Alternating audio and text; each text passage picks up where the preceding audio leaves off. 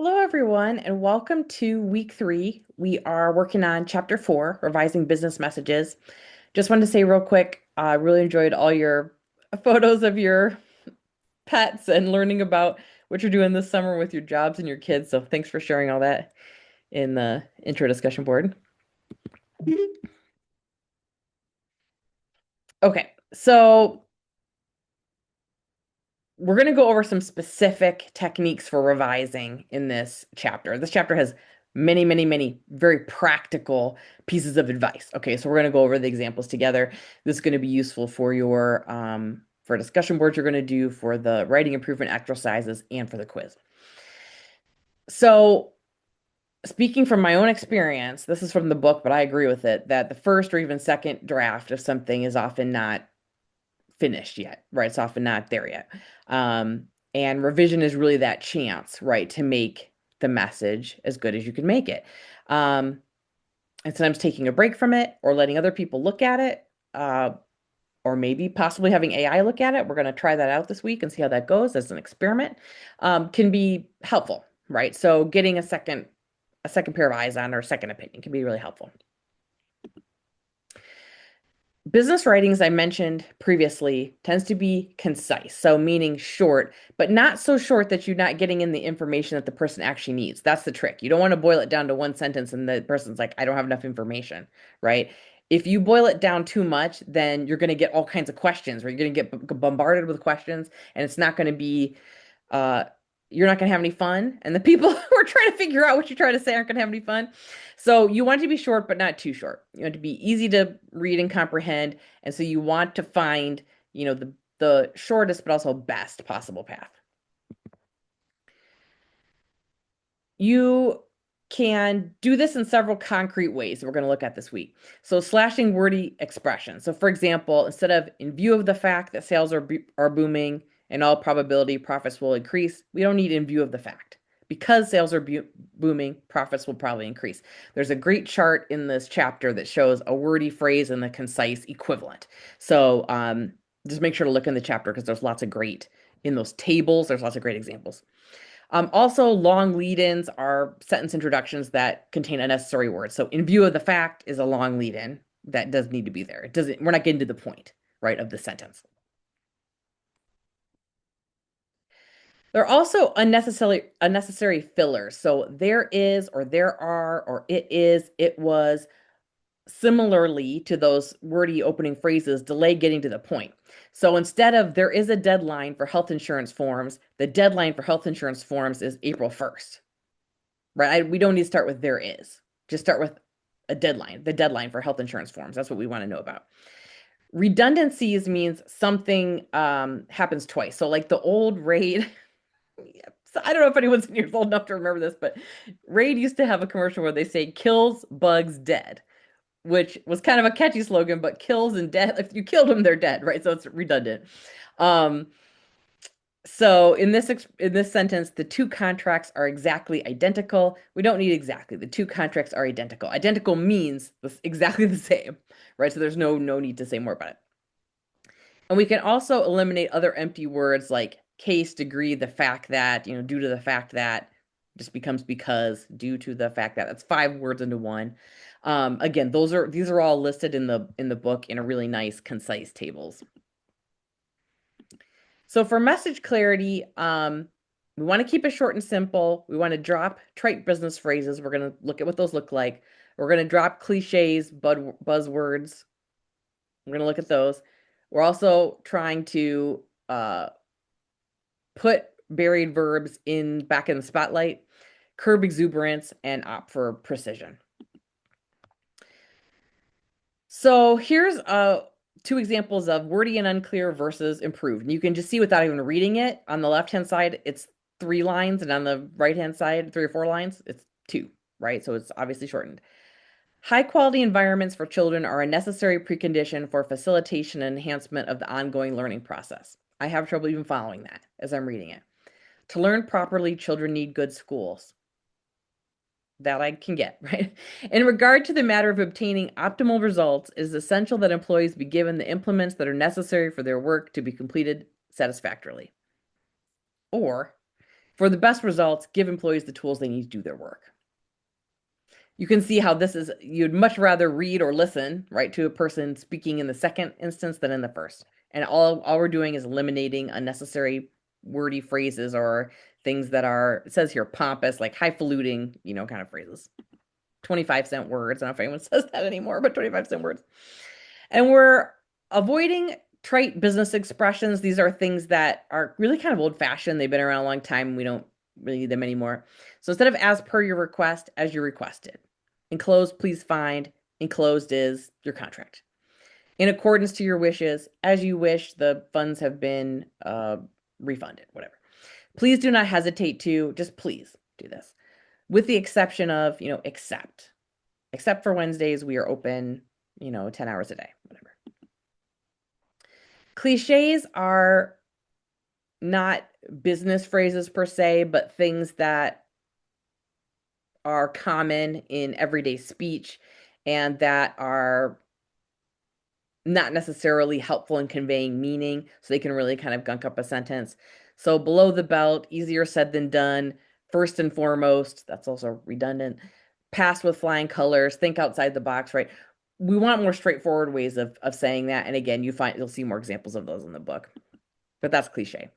And then slang are informal words that we might use with our friends, or they're not that they have no use, but in business language and business messages, they may be perceived as too informal or unprofessional. So snarky, lousy, blowing the budget, bombed the presentation, or social media slang. If you're not, especially if you're not on social media, we're not going to include that.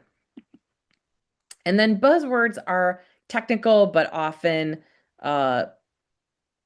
don't add that much, right, to what we're saying. So optimize, impactful, leveraging, cost effective, depending on the sentence, I might keep cost effective, but solutions oriented, value added. I'm trying to think of what some of the ones we get in education a lot are.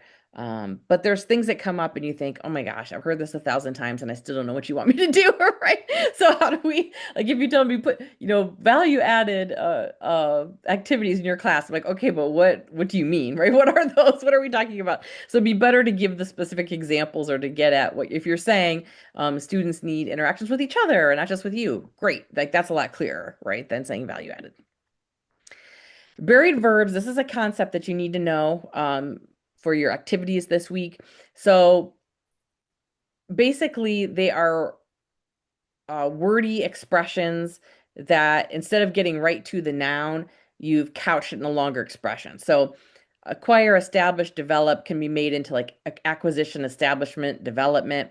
And I've given an example in italics here. The company took action on a new bid for the development. Instead of took action, the company acted on a new bid for the development, or the company made a new bid or presented a new bid on the development, right? So there you go right to the verb instead of saying took action. And these are sometimes also called zombie nouns. So action, ION word, is a noun because they, instead of being a verb, right, they're nouns that are kind of gunking up your sentence. So Janice reached the conclusion that the design was flawed. So reach the conclusion, I should have underlined that whole thing. Reach the conclusion is the phrase we want to replace. So Janice concluded the design was flawed. Janice realized the design was flawed. Janice noted the design was flawed, right? So I go right to the verb instead of reached the conclusion. Curbing exuberance. Exuberance, I use this a lot when I am talking to, like, emailing or messaging a friend. I will use 5 exclamation marks, and I don't worry about excessive exuberance, to be honest.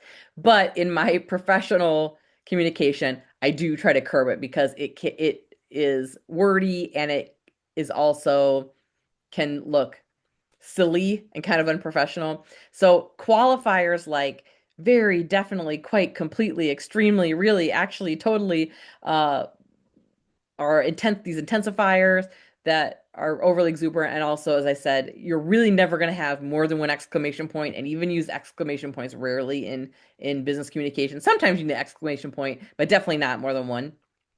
So here are some examples. The manufacturer was extremely upset to learn that its smartphones were definitely being counterfeited. Exclamation point 3 times. The manufacturer was upset to learn that smartphones were being counterfeited. We're just getting to the point, right? We totally agree that we actually did not give his proposal a very fair trial. Now, you wouldn't be putting these in quotes in your own sentence, but you might use those words if you're trying to emphasize it, but those words are actually just causing you to slowing down your sentence. We agree that we did not give his proposal a fair trial, right? We're just taking it out and see how much clearer and how much more rational it kind of sounds. And again, this is coming from someone who can be very excessively exuberant. I admit it, but I really think about it when I'm in the business um, message world. Okay, and then choosing clear and concise words. So she requested that everyone help out is not as clear as our manager begged or asked each team member to volunteer. I might even go further to volunteer for the 5K run, or whatever it is, whatever event you're doing. They will consider the problem soon, or our steering committee will consider the recruitment problem on May 16th. Now we know who's considering it, what kind of problem it is, and what's the date. Doesn't that have so much more information? It's such a better message. We received many responses.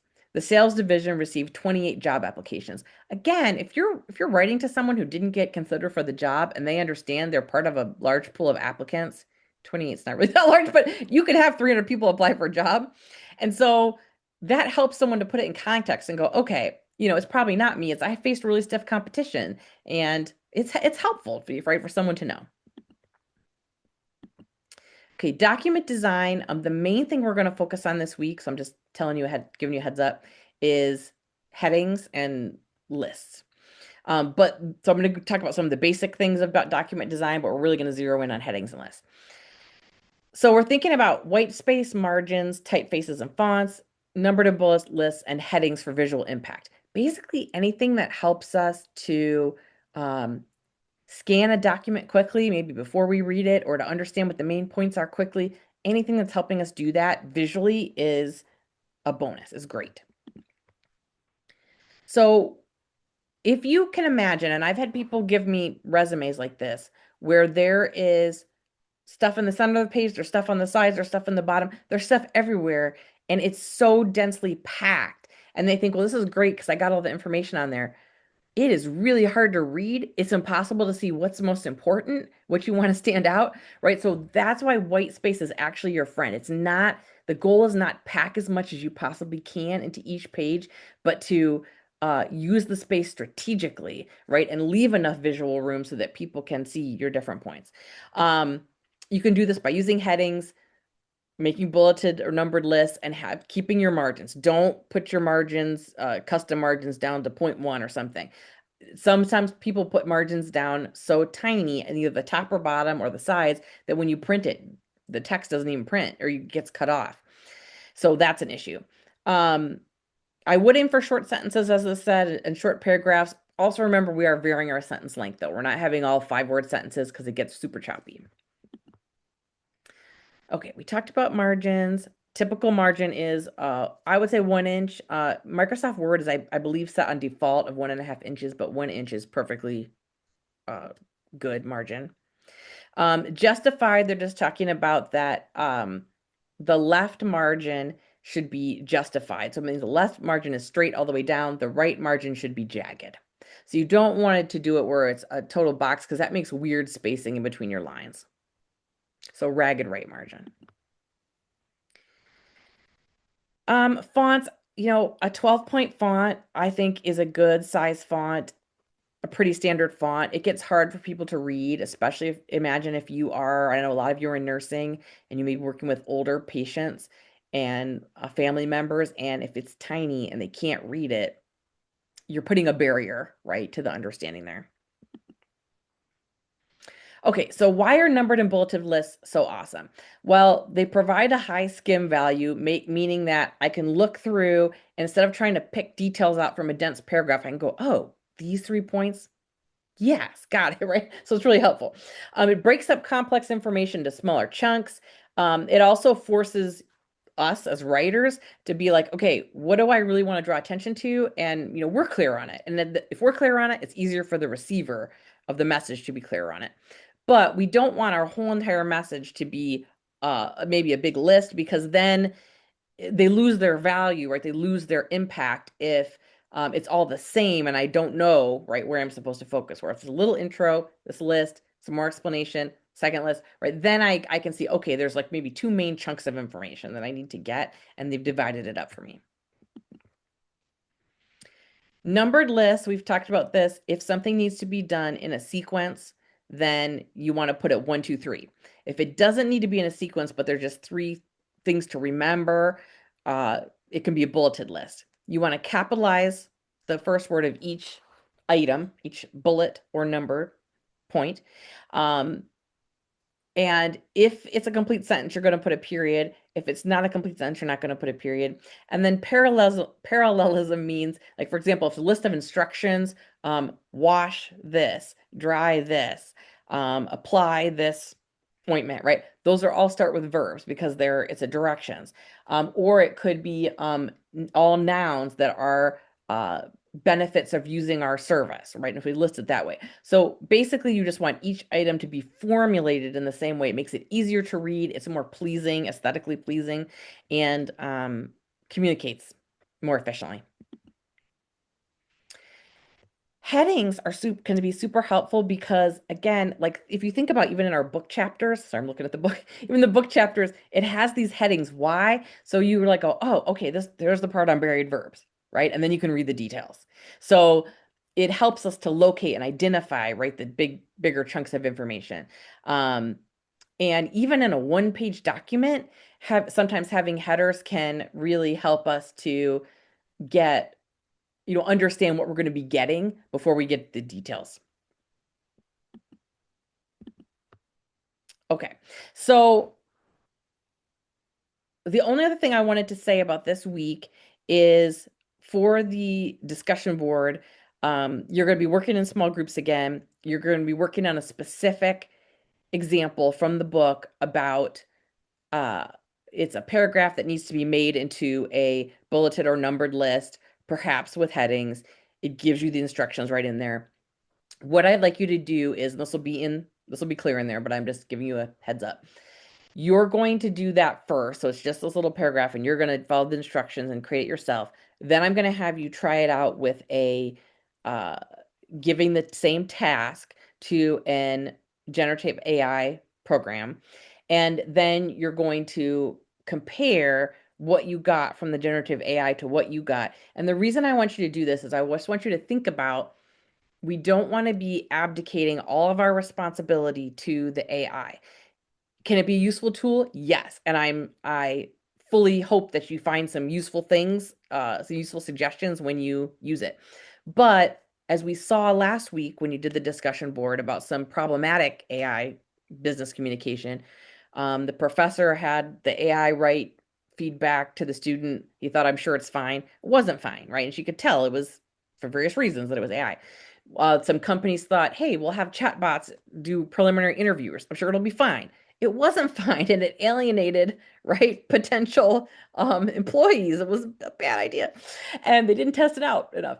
And then finally, a group was working on, there was a summer book list that included fake books, and very well-known, reputable newspapers bought this list, said, oh, we don't need to double check it. Sure, it's fine. It wasn't fine, right? They published a fake list with fake books. So all I'm saying is you have to keep your wits about you.